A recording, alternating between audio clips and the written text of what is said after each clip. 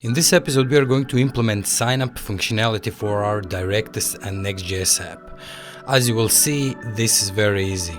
So let's get started. Let's do some quick housekeeping before we begin. Directus is currently at version 9.8.0 as of recording of this video. So just change the version in your package.json to 9.8.0 and run npm install, of course.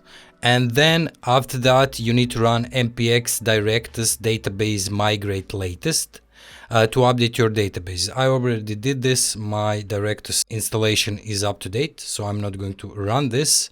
But these are all things that we have done before. Now, if you're upgrading from the version that is before 9.7.0, you need to do one more thing, or we need to add cores to our env file, because this is set to false by default for security reasons since Directus 9.7.0. So please check the release notes for this right here, because you can learn how to make your app more secure by using cores origin there. But we are just going to set cores to enabled in our env file. So this is the env file in your Directus directory, right? So you just do cores enabled true. Otherwise, we would get cores errors on our front end and we wouldn't be able to get our products or really anything from our Directus API. So that's it for the housekeeping. Now let's get to work. As I said, in this episode, we are going to sign up our users. So we are going to have a sign up link. When the users come to that page, they will be able to sign up using their email and password. Now, to do that, first of all, we need to create a role for those users that are going to be signing up, and we are going to call that role customers. So you are just going to go to here to settings, then to roles and permissions. We are going to add a new role. We are going to enable app access. However, we are not going to enable admin access for them, and we are going to call this user or this role customers or customer. So this is going to be a customer role. Save it. Okay, now we are immediately pushed to the roles and permissions page. So what we want to do, we want to enable pretty much everything here for the users to be able to view it. So product categories, colors, posts, and so on. Also for the session, we want to enable the users to be able to add the session and edit the session. Just like we did for the public users, right? Now in system collections, all I want to enable for the users is just this Directus files. So for the users to be able to look at Directus files. Everything else is going to be disabled except for all of those fields that are enabled by default for some reason. So we are not going to touch those, but everything else you can disable and just leave Directus files, just like we did for the public user role. Okay, and now we also want to go to roles and permissions and go to public. And here we are going to allow public users to create new users, because we need to allow that. We're just going to set for the public role that it can create new users. We need that because, of course, when you get to the site, you're not signed in customer, you are just a guest.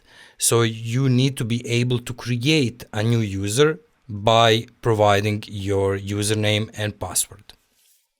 Okay, so I think that's about it for the Directus setup. Now we can go to our application and start developing or implementing sign-up functionality on our front end. So the first thing that I want to do is I just want to go to my components. So we go to app, components, and here I want to create a new file which I'm going to call header.jsx. So this is going to be our header. In it, we are going to have a link to our sign up page. I'm not going to waste too much time on this. So I'm just going to add this and paste in some code. So nothing too special here. This is mostly copied from Tailwind UI and then just made to work the way I want it. So as you can see, we have this logo, which is just text called the shop. Only thing that you need to keep in mind here is that we're using one use state for menu open, for opening and closing the menu. So on click on this button, we are going to open a menu, and here we are going to close the menu. And let me show you how that looks. So if I save this, go to our browser, refresh it. Oh, yeah, we forgot to add this to our app.jsx file. So here above the mini cart, I'm just going to add header. It's going to be automatically imported here. So let's just save this and check out our web page. As you can see, now we have header here. It has a sign in link, it has a sign up link, and that menu that I was talking about. So it's going to show only when you go to the responsive mode or when you go to your mobile mode. So when you click it, this is going to open, and when you click this again, that's going to close, and that's about it. Also, let me just show you here in header. So we have two links, right? For the sign up, we are using a link component, and for the sign in, we are also using the link component. So this is going to take us to our sign in page, which we are going to cover in the next episode. And for this episode, we are going to use just this sign up link. And that's it as far as header is concerned. There is one thing I want to do just for now, just for this video. I'm going to actually comment out minicart.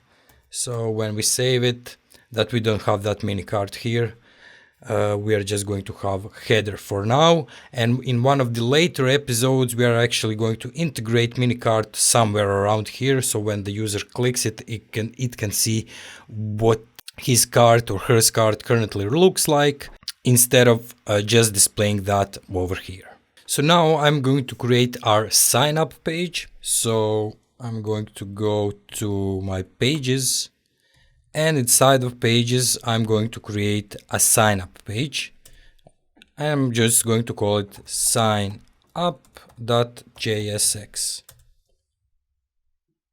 Okay. So if we go to the pages, we should have sign up page right here.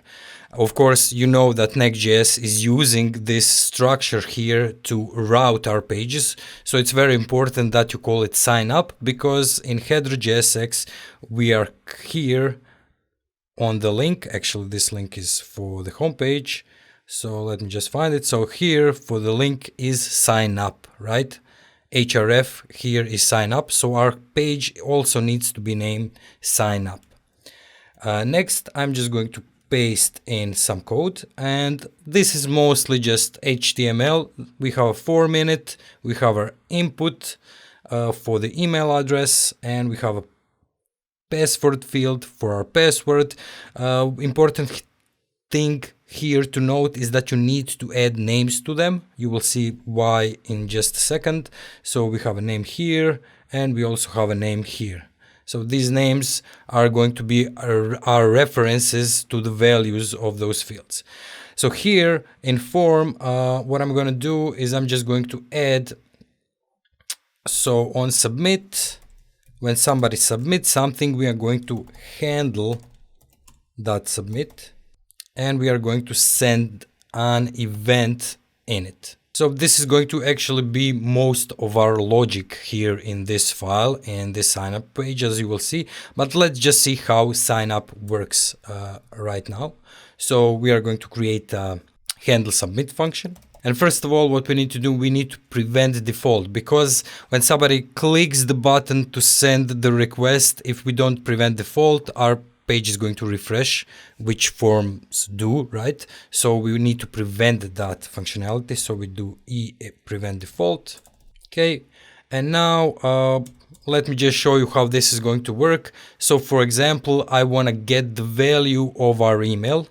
So I'm just going to do target email. This is why I said it's important to name your inputs. So this is going to watch for the input with the name of email, and we just do value, and we are just going to console log this out. So let's save this, and go to our browser. Let me make this a little bit bigger. And now if we go to the sign up, we should see the sign up page. It looks like this. If I add an email here and click sign up, as you can see, we get test.com. The same thing would happen if we just did password. And we go to the browser. If we enter something into the password, click sign up, as you can see, we get these values. So of course, we are going to need those values to send to our API to create a new user, which is going to have an email of something and password of something. So right now I'm in Insomnia. It's an application similar to Postman, and we are going to use it for me just to show you how adding new users to our API works. And to do that, we are of course going to need to add a mutation. The mutation name is going to be create users item. Important thing to note here is that we are not actually using the GraphQL endpoint, but we are using the GraphQL /system endpoint for creating new users. So what you need to do is you need to create a mutation which is going to be called create users item. Then you send the data in, and that data needs to contain email, password, role, as you will see, and I think this is an admin role for now, and status. Also, you can send a provider, and this is only if you are using something like Google or Apple or Facebook to register your users. This role right here, this is the role of the user that you want to create. So we need to change that actually. And I'm going to go to our browser. We go here, we go to roles and permissions, and you click on the customer role. And now you can get the ID of that role right here. Okay, so I'm going to paste that in. Okay, and now let's try to send this. And as you can see, we just get data create user item is equal to true. And if we go to our Directus admin, we can go to users. And as you can see, we have this user that has an email of another@example.com. This is actually just copied from the documentation on Directus site. And as you can see, its role is customer. So you can see that adding new users to Directus is actually pretty easy. Now all we have to do is implement this logic into our application and make it work with our form. As you were able to see from that Insomnia example, one of the first things that we need to do is we need to create a new mutation for creating our users. So I'm just going to create that mutation inside of our app and inside of queries. So here we are going to create a new file, and I'm just going to call it users because we are probably going to need some mutations when logging in users and some queries for our actual users. So we are just going to call it users.js. Okay. And in it, I'm just going to add this mutation right here. As you can see, it is actually reporting an error right here for create user item. This is because my introspection that I show in one of the previous episodes is actually working just for the endpoint /GraphQL, not for the endpoint /GraphQL system. So it's not recognizing this create user item. But that's not here or there. This is going to work either way. So what we are doing is we are creating a mutation that we are calling create new users. New user, we are adding a data to it. That data type should be create Directus users input. So you need to define that. And then we are just running the actual migration, which is called create users item. And we are sending the data in, just like we did in the previous episodes. I'm just going to save this. Now, one thing that we need to do before getting to anything else, that is we need to adapt our set data function a little bit. This is because, just like I said before, this is because we are currently just looking at the GraphQL endpoint, and to add a new user you actually need to hit the GraphQL /system endpoint. So what we are going to do here is I'm just going to add a new variable and I'm going to call it additional path, and its default value is just going to be an empty string. And here, so down here near the fetch method, so instead of just saying GraphQL API that we are getting from our environment variables, I'm going to do something like this. So we are still getting the GraphQL API, but also we want to add to it an additional path if we have it. If we don't have it, then this is just going to be an empty string and everything should work fine. So that's it. Save this. Next thing, we actually need to implement our mutation into our code and see if adding our users work. So now in our signup.jsx page, what I'm going to do is I'm just going to import a few stuff that we are going to need. So we are going to, of course, need use mutation from React query. We are going to import set data from helper set data that we just adapted. And also we need to import create new user from our queries users. So we need to import this right here. Now I'm going to set up our mutation. We already did this, so I'm just going to call it sign up mutation. We are going to send a new user to it. We are going to use our set data function to create a new user. We are going to send that data in, and we are going to add this additional path that we just defined, which is going to be /system, because remember we need to send it to GraphQL/system endpoint. And then for the response, I'm just going to console log out our response just to see what we get, and that's about it. So this is our sign up mutation. Next part, for this to work, we need to define the data that we are going to send right here. So this new user, that is going to be our data. So we are going to send it here by doing sign up mutation dot mutate, and in here we are just sending the data that is needed, just like we did in that Insomnia example. So I'm just going to send an email, which is going to be target email value, password, role. I need to change this role because I copy pasted this. So let's just get that role from here, paste it in. The status should be active, provider is nothing, and that should actually be it. Let's just save this, go to our browser.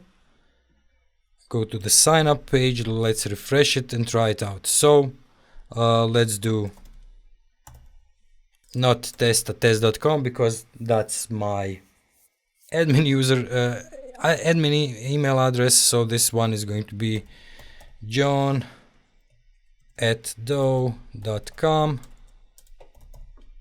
and the password is going to be test123.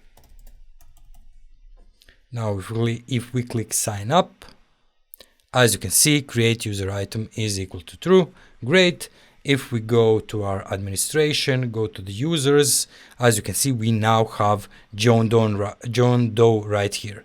Now, few things you need to keep in mind. We are not going to cover them in this video, but for example, what I can do is I can do just this. So I can just say John, and this is also going to work. So now we have a user that is just using John for the email address, which is of course not correct. This is because Directus is not going to validate your fields. You can send pretty much whatever you like, so you need to validate those fields on the front end. So you would validate email address and maybe set up some rules for your passwords that they need to be specific number of characters using uppercase, lowercase characters, and so on. So you need to do that.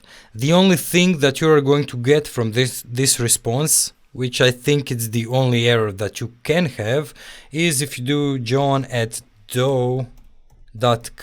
again, so you can check out the response. If I click sign up now, as you can see, create user item is null. This means that there is a user who is currently using that email address. So if you get a null, then you can just add a message right here that is going to say this user already exists. For all other stuff, for the email validation and password validation, you need to do that yourselves, and you need to do that on the front end. You can probably do it on the back end, but I'm not sure how at this moment in time. Okay, so this has been it for this episode. In the next episode, we are of course going to cover how to log in your users. That's also going to be fun. So anyway, remember that everything we did here will be available for you on GitHub. The link will be in the description below. And as always, thank you guys for watching, and I will see you in the next one.